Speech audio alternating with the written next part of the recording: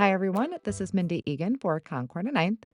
This is your introduction and how to tutorial for the Burst of Cheer stamp and die set. This is a really fun celebratory set. You have a small sentiment stamp set, and then you also have this die set that you can use with a pop up feature or on its own, which I will show you examples for. But it creates this really fun hooray look that can be kind of bursting out from the bottom of your card.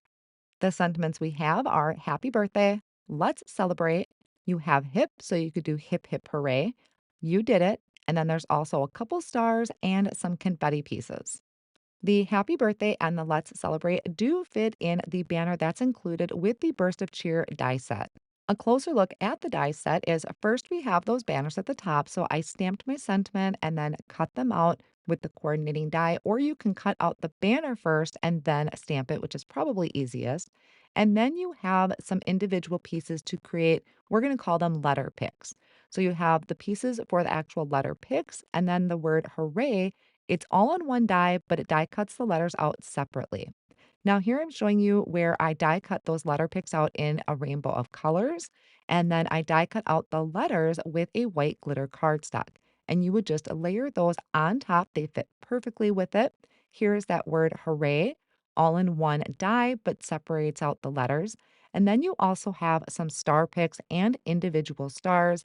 One thing I really want to draw attention to is on the back of the letter O's. You have two letter O's on the back. Concord and Ninth has etched in some words. So it says first O and second O.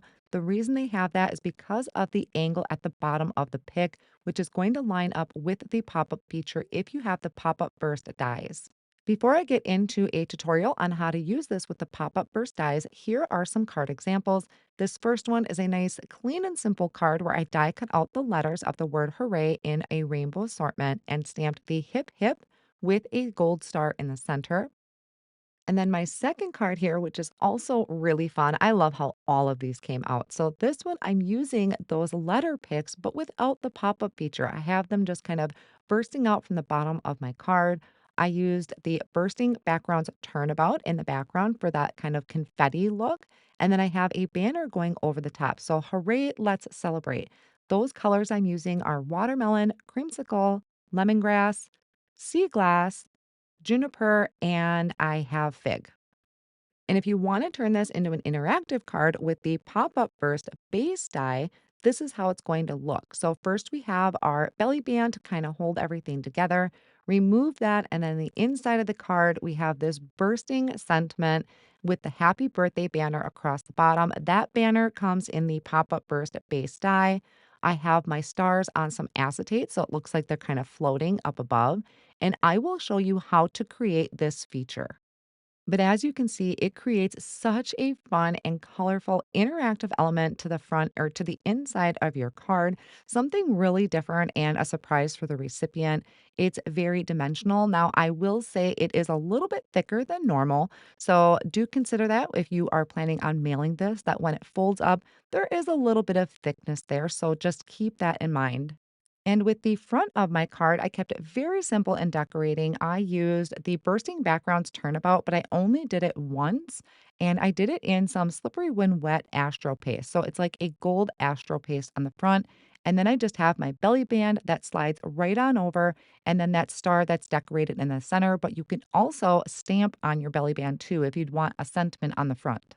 Now, taking a look at how to put everything together, I have all of my letter picks kind of die cut out in a rainbow assortment of colors. So, those you can either do in one color cardstock and have your letters be different colors, or vice versa, like I have it here. You just add some liquid glue to the back of your letters and it fit them right over the top. So, they're going to fit nicely. There's not going to be any gaps. But you could do some shadowing with a black cardstock and just kind of slightly offset it if you want to have a shadow layer there. Once I glue those down, I do put something heavy on them and let them sit for a little bit. And I'm going to work on my stars. So I die cut out the star picks out of acetate. So it looks like they're just kind of stars floating in midair. But you could also die cut them from white or from like a yellow color cardstock. I just thought the acetate was really fun. And then we have three separate stars that you can layer over the top. And one of those stars actually also fits on top of that little circle or medallion that we use for the front of our belly band. The belly band die piece actually comes with the pop-up burst base die, so you would need to cut two of them, and then you're going to fold along the score lines for each. So there's only one score line on each piece, and then on an end, the shorter end is the slit that is going to kind of help tie it all together. So we have our two long pieces here for our belly band. You're just going to add some liquid glue to one of those belly band pieces. Take the other one and place it over the top, line it up with your fold line, and then press down. And then once that's nice and dry, you're going to just take your two flaps on the side, line up those slits, and kind of slide them together, and it's going to form that circle. So you can have this part be the front of your belly band, or you can flip it over and you can do some stamping or some other decorating here. I'm going to take that medallion that I added the star to. I'm going to add a little bit of liquid glue on my belly band and place that over the top. So now that we've covered the belly band and the main pieces for our burst of cheer, we are going to start putting this together to create that pop-up feature. The full tutorial on how to create this pop-up burst base die piece is included in the introduction to the pop-up burst base die on the Concord and Ninth YouTube channel. This is the main base piece that you are going to need to create that interactive feature for our letters hooray or our word hooray. Now, I did already attach the banner, but you don't want the banner attached. You want to leave that off till the very end. So I just kind of carefully ripped mine off. That's why you see those marks there. I'll be able to hide that later. But first, you're going to take a look here close up. We have that little bit of a gap on the side, and then there's that fold line. Our first letter pick with the letter H, I'm going to add a little bit of liquid glue to. I'm going to line up the angle of the bottom of that letter pick with the bottom of my pop-up feature. So I'm trying to show you here, getting my fingers out of the way and kind of holding this as close to the camera as I can to show you how that lines up. There is a little bit of a gap from that score line to where I am placing my letter pick, and you'll see it again. Now I'm going to take the second O and I'm going to line that up with the right hand side. So I'm coming right up, kind of a little bit of a gap between the fold and my letter pick. I'm lining the bottom of the letter picks up with the bottom of that pop up feature. So you'll see that numerous times. I'm going to create the other side as well. You always kind of want to start with your edges first and then do the center letter last. Now, if you're doing these in a rainbow color assortment, the letter O's are pretty easy to figure out. But if you're doing maybe all white, that's where it comes into play. On the back of the die, it says first O and second O.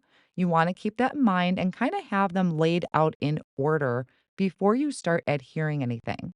Now, again, I'm leaving that little bit of a gap from those fold lines and then placing my letter pick down and also lining the bottom of that letter pick up with the bottom of my pop up feature.